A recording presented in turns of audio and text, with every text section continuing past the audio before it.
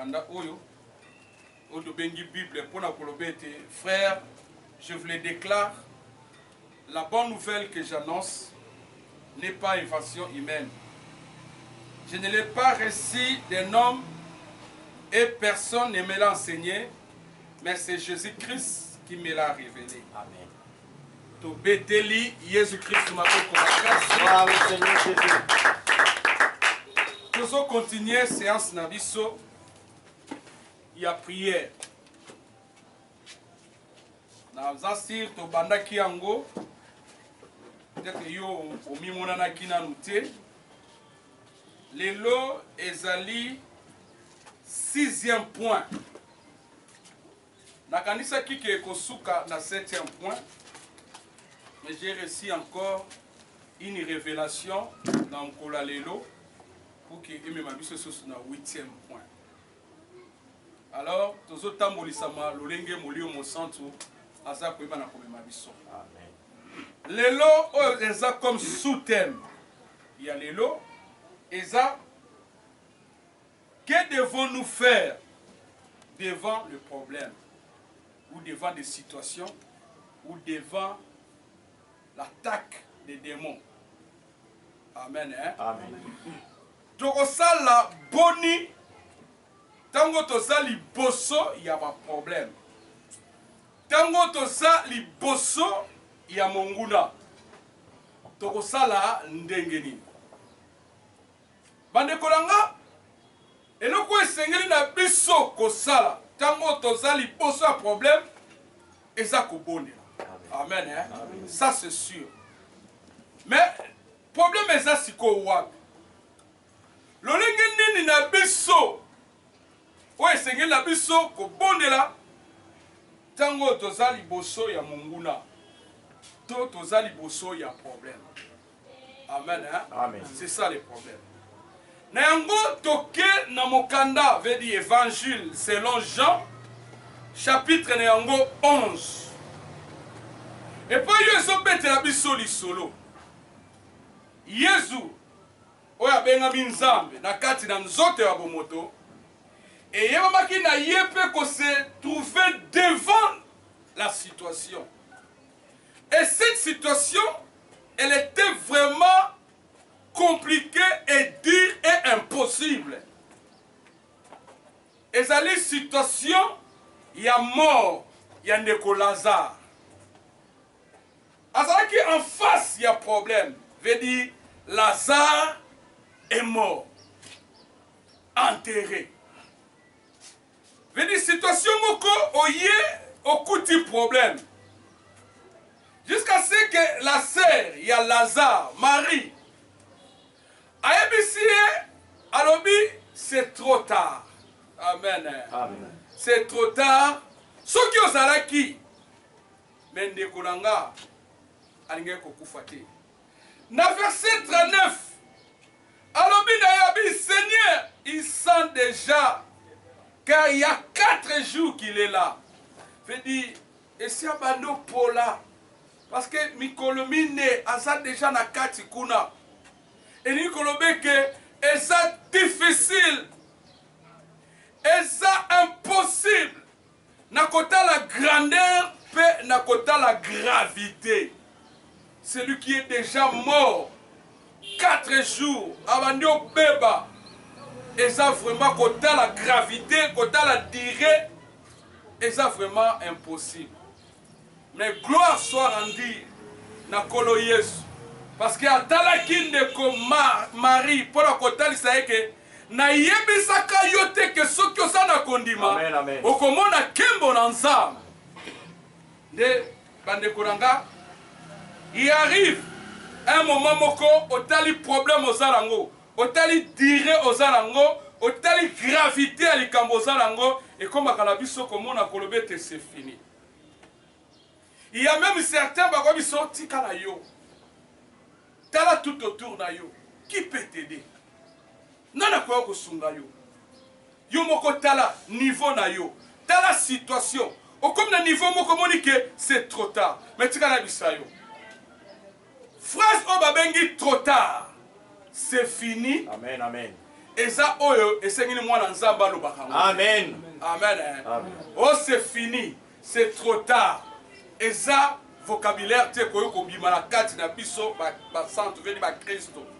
Pourquoi? Parce que nzambe obiso to sambela ka nzambe obiso dondimela. Bible eza koyeba na koyebisa na biso ke na Luc chapitre 1er verset nango 37, rien n'est impossible à Dieu. Amen. Puisque rien n'est impossible à Dieu, comment la raté que Sili? Ato tali nzinga la yo.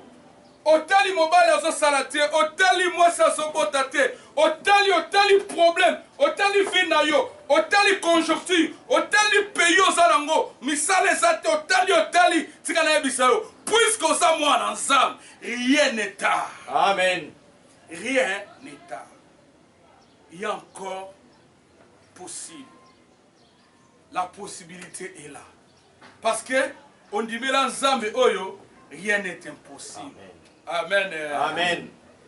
Alors devant la situation qui est comme la qui Jésus-Christ, dans Jean 11, premièrement, Bible lobi, Jésus leva les yeux, veut dire atombola ki misu na ye likolo, pe atomboli mongongo na ye, pour la koloba boy. Père, je te rends grâce de ce que tu m'as exaucé.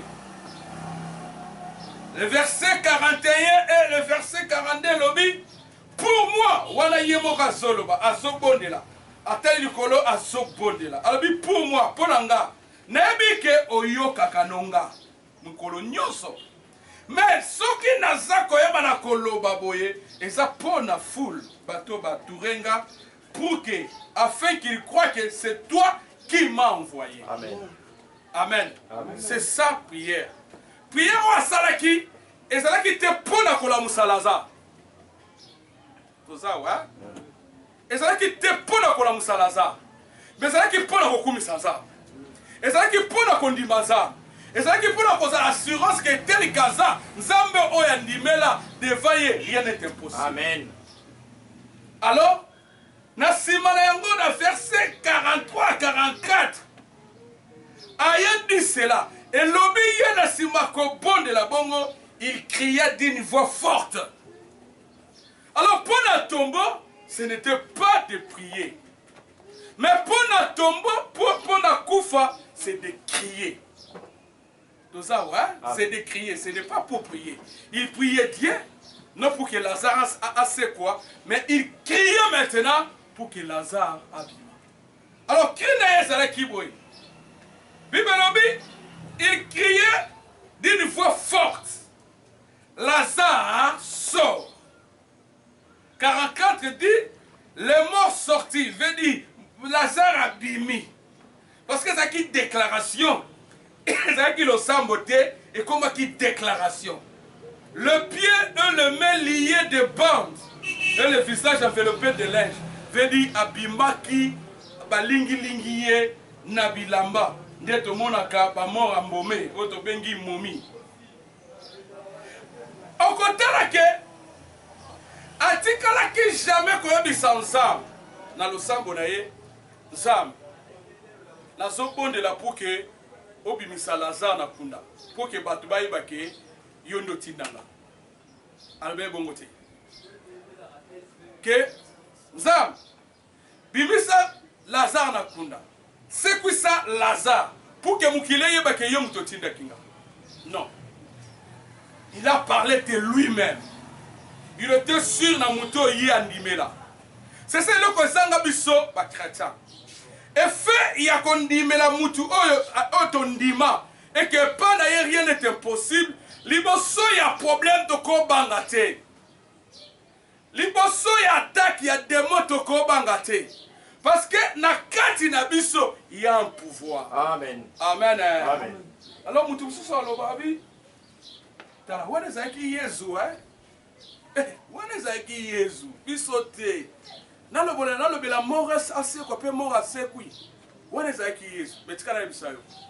Yesu na kati na nzoto ya mutu azalaki exemple na biso bato esengela biso to sala.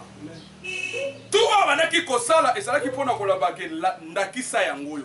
Vedi o nyosa kondimela oyo ngai na yebi na kondimela akosala yango koleka même nga.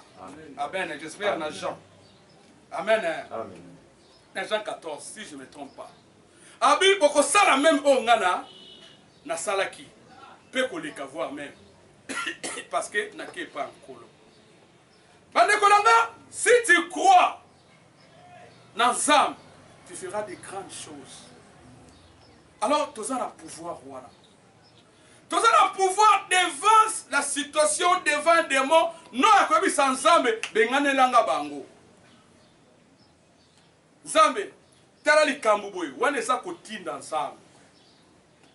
Yo sala sûr, kumi sans Nzambe. Maintenant, on était li kambu, lobe lango. Tanga malade na kombo nango.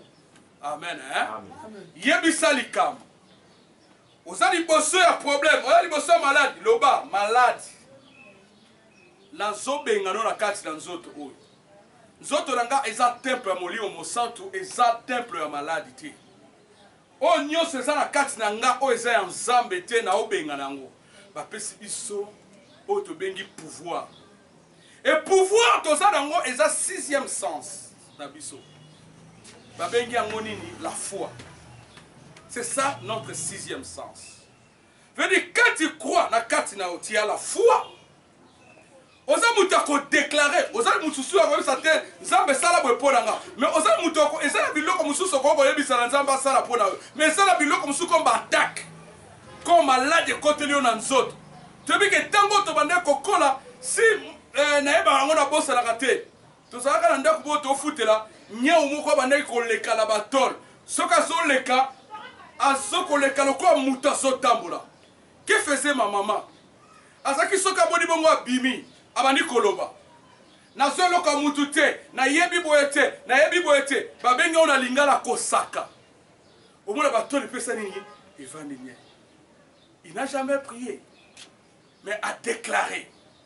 Alors que yo zo tambola, ngala zane loko mutute. Ndenge ka zo tambola, luka sika kokende. Alors comment Nyaou ayoki? Parce qu'il y a la matouille. Amen. Amen. Azala matouille. Tu connais bisayo. Problème nyo so sa nango ezala matouille. Maladi oto zala kanango ezala matouille. Un jour Bible so tali sabiso mbonge ezala ki ebele na kati ebale. Mais tango Yesu Christ a bisango tais-toi. Et yoka ki wapi? Et yoka ki na matouille. Parce que tout est yokaka. Mais le problème d'abiso tu poses la kake, dosa na puissance, dosa na pouvoir, ou bien na mi foi. Alors toi sois kake, tombo ya Lazare, ya ngone zaki malade oza na ngoli. Tombo ya Lazare, et sa situation actuelle ozo tambola na ngoli lo.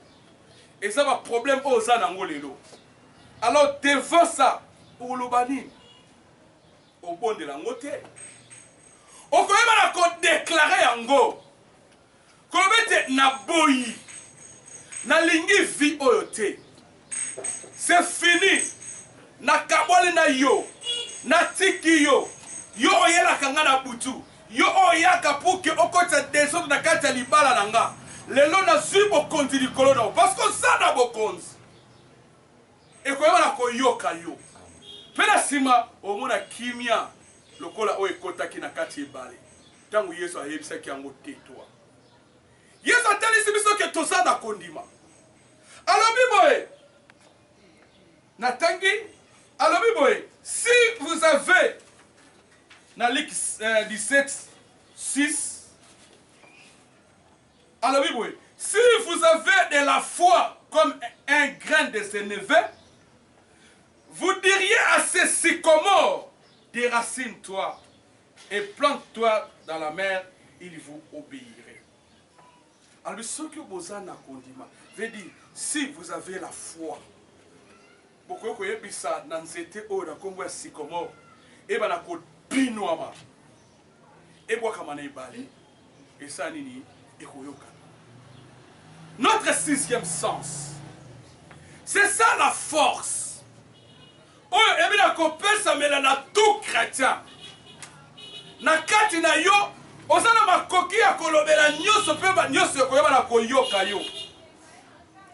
Et Bible lobi, na nsima na Yesu koyeba na kolobela tombo kolobela la mort ayebisi Lazare sort kufe yokaki ebisi Lazare nayoki kuna baobenga yo amen Amen. nayoki kuna baobenga yo Lazare koloba ah na nazobenga nga mutu sina kufa kabi te nayoki kuna baobenga yo parce que Jésus avait la foi amen Amen. et si tu as la foi olamusa oyo ekufa na vie na Amen. et que si tu as la foi nyonso ebwakamaka ekozongela osanke oyeba Amen. baoyo bayinaka yo bakokomprendre ke na kati na yo bonzambe ezali baoyo basekaki yo bakotalisaki koza motu akoseka te nzambe na yo akufa te il est éternel il vit jusqu'aujourd'hui dans l'éternité Amen. akoyebaka na kotika yo te si tu as la foi le tombeau sera ouvert nyonso ekundamaki ekosekwa oyo ekufaki ekosekwa ce n'est que par la foi alors okoyeba na kotala soki Yesu alobi kaka na foi nde okoki koyebisa nzete epino alors ozwa sikoyo nyonso ekoki kozala na vie na yo soki opesango mitindo eboyi okende ndeni soki nzete kutu balobi ke soki toza na foi ekoyeba kaka na kopinoma sikoyo bongo oyo eza liboso na nga tozaka sir nde na biso moko te amen tozaka sir na biso moko te quand tu as la foi bosana effort na yo quand tu as la foi bosana boyebi na yo mets-toi Dieu devant yo zonga nsima parce que ntango otie nzambe liboso tika nayebisa yo mutu moko te aotelema mpo aboya mutu moko te aotelema mpo ke akanga élévation na yo mutu moko te akotelema mpo aloba ke non oyo ozosambela wana ayebi yango te ce n'est que la foi c'est ça notre force notre pouvoir esengeli na biso bachrétien toyeba na kozala nango esengeli tolobela esengeli tobengana tala même les démons oza makoki ya kogangela ye lelo bachrétien bakoba kobanga bandoki mais c'est pas normal c'est pas normal. Même les démons, ça est la ragondima. Démons quand il y a pour à côté la mire à bibi kuna, yo kasa côté na nina gondima, abi non na za na côté la mire. Mais le temps où tu as na gondima, mon obstacle était. C'est ça la foi.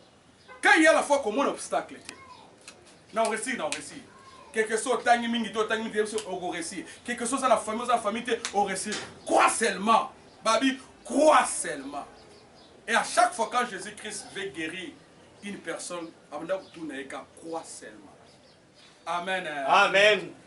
Tu veux te lier Jésus-Christ.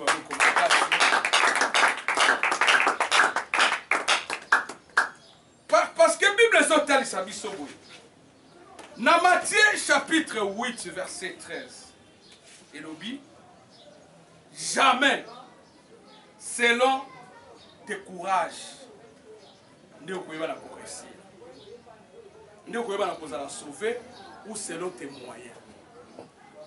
Mais Bible lobby va qui te sauve selon ta foi. Amen.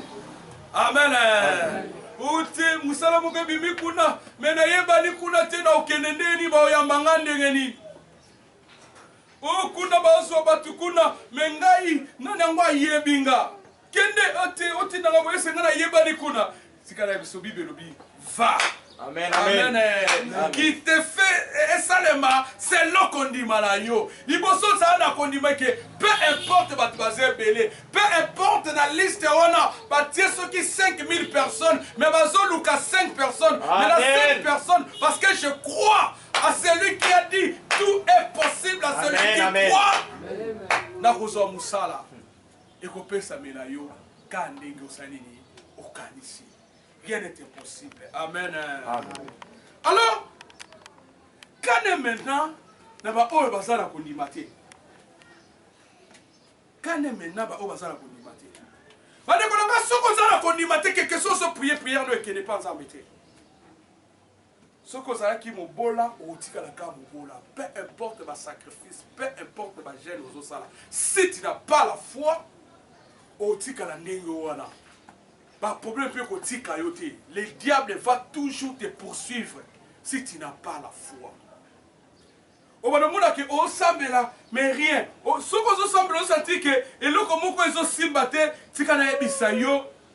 Parce que tu n'as pas la foi.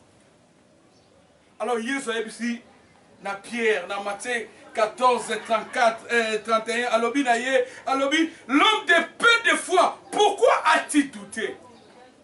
Et le gouvernement de la Kabiso va chrétien mingi tant de bon de la ezalaka doute. Alors muto azo douter d'abord ya liboso a douter pour na ye moko ke makambo azo lo banzamba oyo kamote. Ya mibale azo douter la présence en ça. Tout ça même awa, et ça mingi na kati na biso ba on di mateke nzamba sa a. Ba on di mateke ndé doza présence ensemble ça. Bah mon comme si que tu na biso ka ko remplir ka que si ka oyo to remplir formulaire bana nanga ba ko ba ke na to eka pour papa mon na biso to yaki. Et ne crois pas que toza liboso na Yoshua Mashiach. Toza liboso na o asala likolo pe asala na se. Amen, amen. Toza likolo na o asala mbisi na se na mai. Asala oyo mona naka na oyo mona naka te. Toza liboso na pesiko to wutaka. Toza liboso na papa na biso. Nde toza liboso. Oyo ayebi porte ya lifelo. Pe ayebi porte ya vie éternelle. Nde toza liboso na ye. Soka lobika vie na yo change. Amen, amen. Amen. Amen. Et comme la kabiso oyo yakanaka. Pe ko kisemela kabiso oyo ya lobaka. Alors, tango oyo moko oza sûreté que oza liboso ensemble. Yebisanga prière na yo. L'homme de paix de foi. Pour que Nzamba zala, yo lingi Nzamba laksani. Pour que Nzamba zala, yo lingi Nzamba mimoni samani. Kote mano kaka ndo telemi oko ya te, ezolo bateke Nzamba za. Ndete na telemi boy.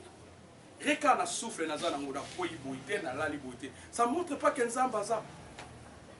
Et là on dit no lingi Nzamba tali soki aza. Na moment batu basa na hôpital.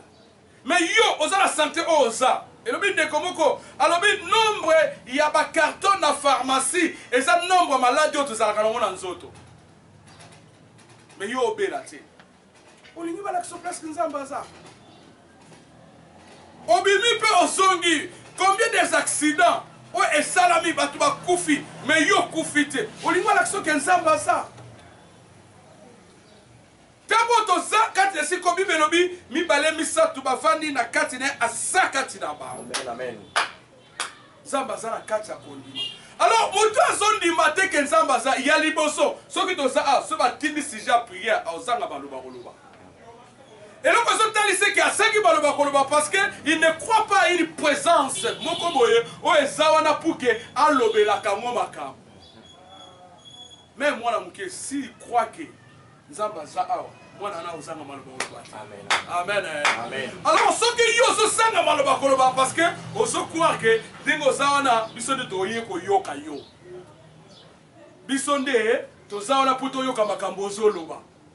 Alors, na minute ya kotanga modérateur tango azana no na sujet likolo yo de aussi maloba parce que tu ne crois pas que ozolobela mutu. Parce que ce que on a qui croire que ozolobela ensemble, tu kana biso ozanga maloba te. Parce qu'on ressentit qu'il y a quelqu'un à Zawana pour Kayokanga.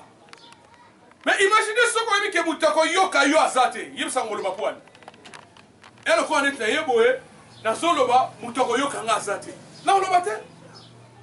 Voilà qu'on le balanga comme il s'est senti, il s'en a valeur parce que les autres qui n'ont qu'un démon. Et na moi, tant mouké, na kosanga ba argument parce que naza na foi que Moutazo Yokanga.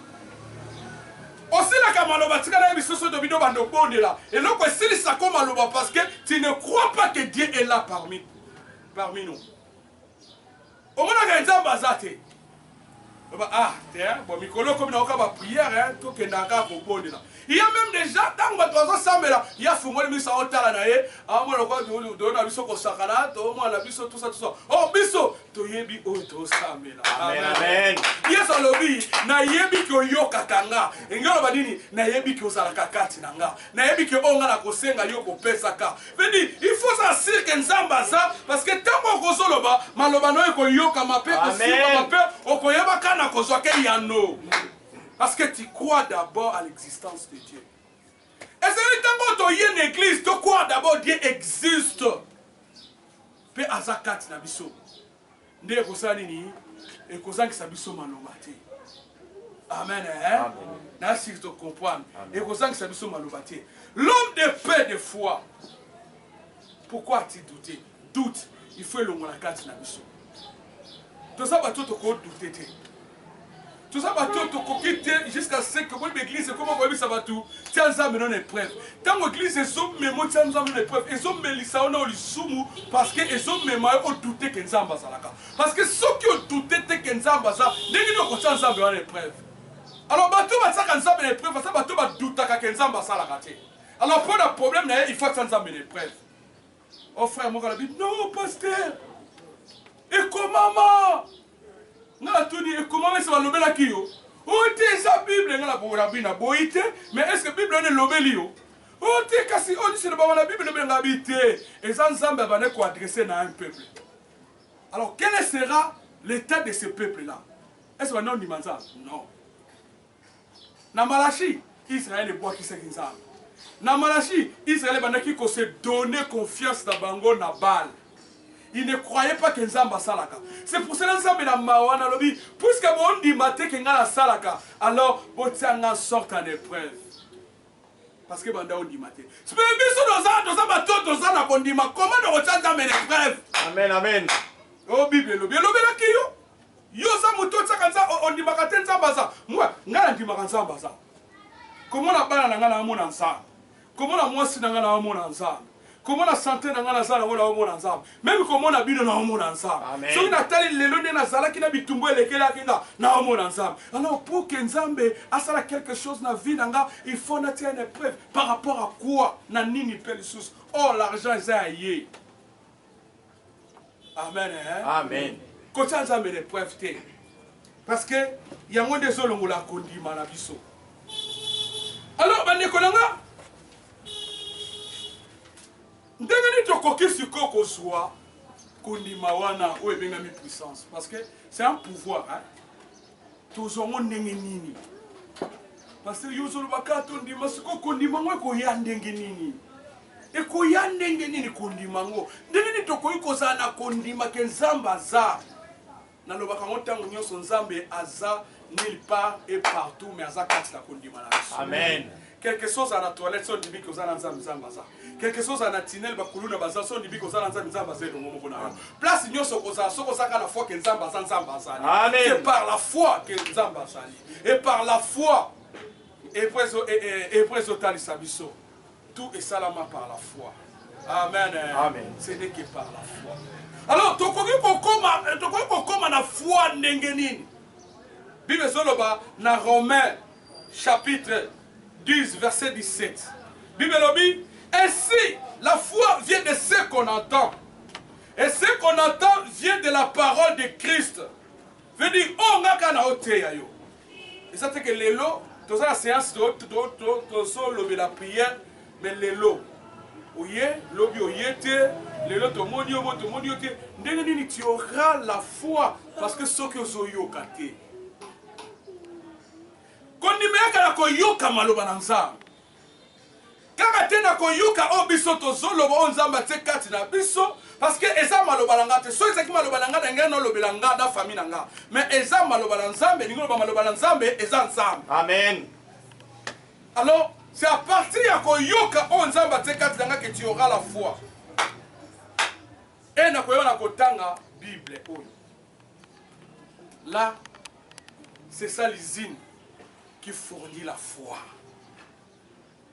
Quand il a Josué, chapitre 1er, verset 8, et ici d'abisso, que le livre, ce livre, ne s'éloigne pas de ta bouche. Et l'on a monoconote, méditez-les. Yebana kotanga kayango tangu nyoso na bomoyi na yo.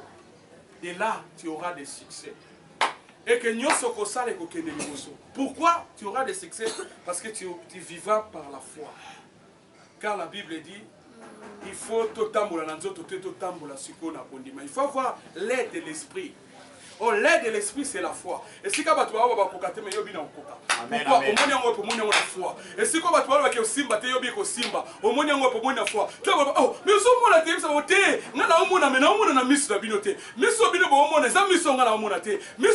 mais c'est la foi. Amen.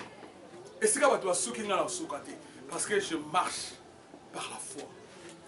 Amen. Amen. Que livre oyo ebra kolongwa nakati na monoko na yote. Bible lobby, c'est alors que tu auras des succès dans tes entreprises. C'est alors que tu réussiras. Au récit, ce n'est pas seulement l'effort, mais la foi. L'effort est un assima, mais il faut foi. Parce que quand il y a la foi, la Bible lobby, la foi sans les œuvres est nulle.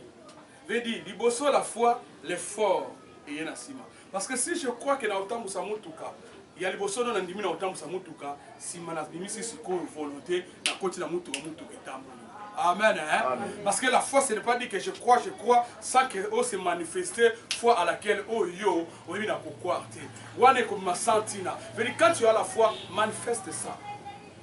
Loba la problème est ça, liboso na yo, problème est ko yo kayo, et ko yeba na ko accepter oh ça ko yeba na koloba. Parce que ceux qui ont vu livre oh yo kaka lokola ka parole ya batu bakoma, tu n'auras pas la foi. Vous pouvez comparer un livre moral, un livre motivateur, un livre scientifique. Vous pouvez comparer un côté le Bible, le livre, oh, c'est un livre histoire. Amen. Amen. Mais c'est un livre, il y a révélation. Amen. Amen. Amen. C'est Dieu qui révèle. À chaque fois, ce qu'on a un livre, ma bombe a mis dans ça. Natanga livre, natanga, n'habite sur anenda banda kotanga. Mais le jour où ce na fungolaka, quand on a verset où yebana wana, il y a Jean 3,16. Quand Dieu a tant aimé les bons, qu'il a donné son fils unique. Tu connais ça? Ce qu'on zongeli en tangi, au monde des olobila sur ma caroussos. Et ça révélation, et ça histoire. Tant qu'on la pasteur, tu connais yo, tu es pas marié à ceux qui aiment à mourir au centre. Mais quand on a vu ça, Zema Moli au centre, il a qui pour nous qui ça. Amen. Tu vois la révélation. Mais là, pour le bika, mokowana, il l'obami, l'obami. Et ça, bateau, batanga, bakufa, Bible, et tikala, Bible. Amen. Amen.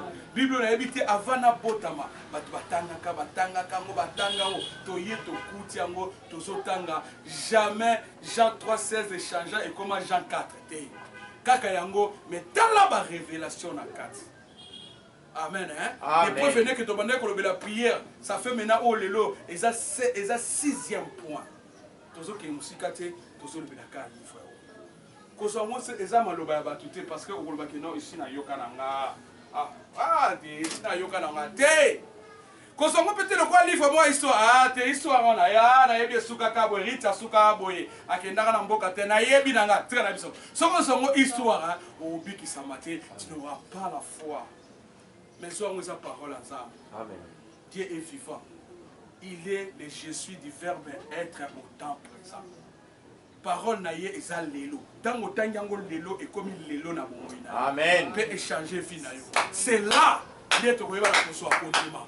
Et c'est nous n'avons pas to yoka parole ensemble à tout moment pour que nous changer le ligne na biso au monde.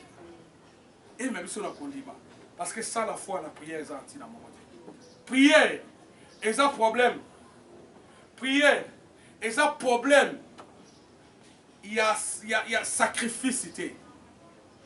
Mais prière, et ça problème, il y a foi. Amen. Amen. On sacrifier, ça les gêne à 100 jours. Mais est-ce que Jésus-Christ à la Moussa qui Lazare, ça la gêne, à sacrifier qui il avait la foi en lui. Et à celui qui l'a envoyé. Il avait la foi. Lazare sort. Lazare. Si tu crois, tu verras la gloire. Amen. Si tu crois, rien ne sera impossible. Tu croiras toujours que Pembe na yo nzambe mutaza. Amen. Problème mon côté lekelio parce que ozana makoki ya kolobela maladi na kombo nango. Ozala makoki ya kolobela posa nyonso ya nzoto se komeli obiki na boyi eloko ezoti na ngala boyi na telemeli yango. Pourquoi? Parce que tikana bisayo quand tu auras la foi et kolongolo d'abord liboso ko banga. Amen. Okubando banga te. De deux ekolongolo doute. Tu auras la confiance en ça pour comprendre l'existence na yo. Amen. Amen. Ce n'est que par la foi neto koyeba na kolonga pe ma bonde lina biso et qu'on soit efficace liboso ensemble. Tikana bisayo to botama te pour te souffrir. Même si tu souffres, nous avons bien. Et ça, le quoi, tant moins nous souffrir, nous nous sentir mal. Alors, notre Père, qui est au ciel, a l'ingratitude de vivre la souffrance. Il voulait que toyeba na kozala na foi pour qu'il y ait na kosala. C'est ça pouvoir où ça la vacanzamba ça la carte na biso et sa foi. Si tu n'as pas la foi et le comment ça la vie na vie. Amen. Hein? Amen. Amen. Amen. Amen. To beteli le banzambe maboko merci. To kangi